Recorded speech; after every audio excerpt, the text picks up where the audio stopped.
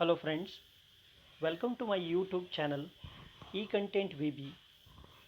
If you are new to my channel, I request you to please subscribe my channel on the YouTube eContent VB for the latest and updated videos regarding advanced accounting.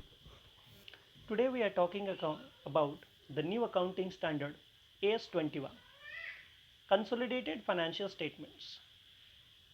This standard is applicable in preparation and presentation of consolidated financial statements for group of enterprises under the control of a parent. Now, here the group of enterprises means this accounting standard is applicable to such companies where a group, for example, State Bank of India is a group of company under which State Bank of Patiala, State Bank of Hyderabad, State Bank of Bikaner, these are the sub banks of the State Bank of India group. So whenever a group of company and its different sub companies are there, so in that case accounting standard number 21 is applicable for the group of companies. Second, we can take an example of Reliance Group of Industries. Reliance, it is a group of industry. They are operating not only in telecom, they are operating in gas, petroleum, as well as jewelry, clothes, and the various types of businesses. So here, whenever Reliance Group of Industries, they will prepare their balance sheet. So at that time, they have to prepare the balance sheet which is consolidated. Consolidated means all the company's balance sheet has to be compiled or consolidated together to show the result of group of company, that is Reliance Industry. So here the basic idea is whenever such group of companies are preparing their financial statement, a group of company as a whole, they can present their entire company's results, and each and individual company of the Reliance, they will prepare their own individual financial statement. But as a group, Reliance Group or the State Bank of India or the Tata, they have to prepare their balance sheet as per the AS21, that is consolidated financial statement.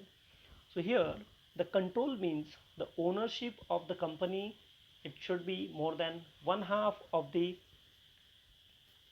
voting powers of an enterprise, or control or the composition of the board of directors or other such governing body. In the second year BCom, we have already studied what is the meaning of holding company. So here, whenever one company is holding and another company is subsidiary company, so at that time we need to prepare the consolidated financial statement, because in the holding and subsidiary company, holding company controls the other companies. So at that time the company becomes the group of company, and therefore holding company need to prepare the consolidated financial statement. So here consolidated financial statement to be prepared and presented in addition to separate financial statement. Even though the same group of company, it has to prepare its own financial statement as well as they have to prepare the consolidated financial statement also. So this statement is applicable to all the subsidiaries, domestic and foreign, and to be consolidated except where control is intended to be temporary or the subsidiary operates under the severe long-term restrictions impairing transfer of funds to the parent. Consolidation to be done on line by line basis by adding like items of assets, liabilities, incomes, and expenses which involve the elimination of cost of the parent of the investment in subsidiary and parent's portion of equity of the subsidiary at the date of investment, excess of cost over the parent's portion of equity, it is to be shown as goodwill, where cost to the parent is less than its portion of equity, difference to be shown as capital reserve, minority interest in the net income to be adjusted against the income of the group, minority interest in the net asset to be shown separately as a liability, intra-group balance sheet and intra-group transactions resulting unrealized profit should be eliminated in full, unrealized losses should be eliminated, unless cost cannot be recovered. Where there are two or more investments are made in subsidiary, equity of subsidiary to be generally determined on a step-by-step basis. Financial statements used in consolidation should be drawn up to the same reporting date.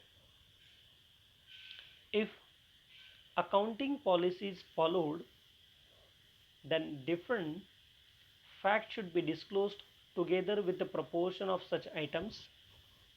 In the year in which parent-subsidiary relationship ceases to exist, consolidation to be made up to the date of cessation.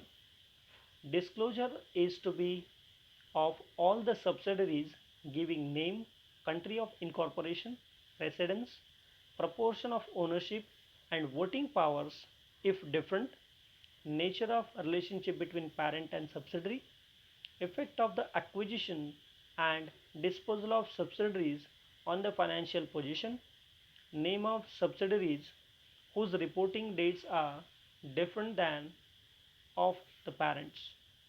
When the consolidated statements are presented for the sometime or for the first time, then the figures of the previous year need not to be given. While preparing consolidated financial statements, the tax expenses it is to be shown in the consolidated financial statement should be the aggregate of amount of tax expenses appearing separate financial statement of the parent and its subsidiaries. Near future should be considered as not more than 12 months from acquisition of relevant investment unless a longer period can be justified on the basis of fact and circumstances of the case. Where there are more than one investor in a company in which one of the investors control the composition of board of directors and some other investors hold more than half of the voting power, then both the investors are required to be consolidate the accounts of the investee in accordance with this accounting standard. Here, all the notes appearing in standalone financial statement is required to be disclosed in the consolidated financial statements.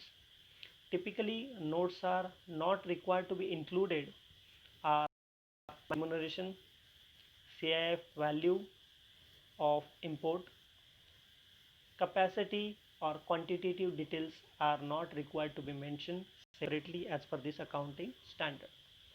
Now, to understand this accounting standard in a very short way, first of all, we should understand what is the basic objective of this accounting standard. The basic objective of accounting standard number 21 is to lay down the principles and procedure for preparation and presentation of consolidated financial statements.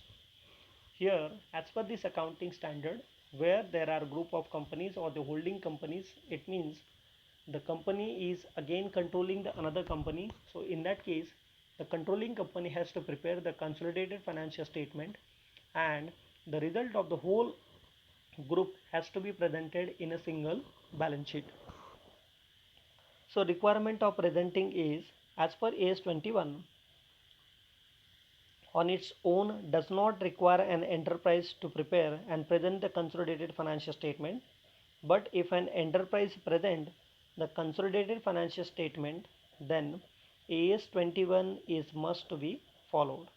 And while following the AS 21, consolidation procedure has to be followed.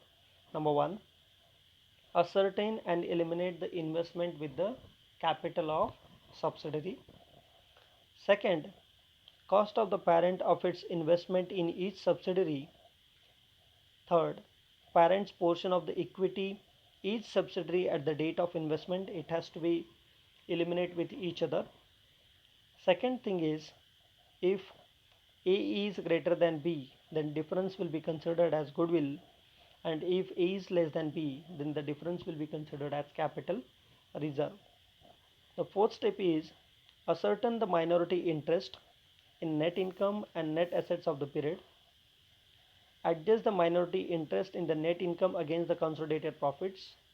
And last is Eliminate the intra-group balances and transactions resulting unrealized profit and unrealized losses. So here the main important points are separate financial statement also to be prepared by the parent even if the consolidated financial statement is being prepared. All subsidiaries whether domestic or foreign it has to be consolidated. Don't exclude a subsidiary from consolidation even if its business activities are dissimilar. Consolidated financial statements preferably to be presented on the basis of financial statements drawn up to the same reporting date. In no case difference between the reporting date to exceed 6 months. Consolidated financial statements to be prepared on the basis of same uniform accounting policy. In separate financial statement of parent, investment in subsidiary to be accounted for as per the accounting standard number 13. When an enterprise ceases to be a subsidiary, treat the investment as per AS 13 unless it has become an associate. When an enterprise controlled by two enterprises, both the controlling enterprises required to consolidate the financial statements. If majority of the voting powers are held but all the shares are held as stock in trade, control should be treated as temporary. Arrear of cumulative preference dividend belonging to minority to be adjusted for calculating the holding company's share of profit or losses. Recognize the profit or loss on disposal of subsidiary in consolidating profit and loss account. Tax expenses not to be recomputed. So this was the short overview of AS21 for calculation at preparation and presentation of the financial statements. So if you have any of the questions or queries regarding this accounting standard, please comment me. And if you like this video, please subscribe my channel, share and comment. Thank you.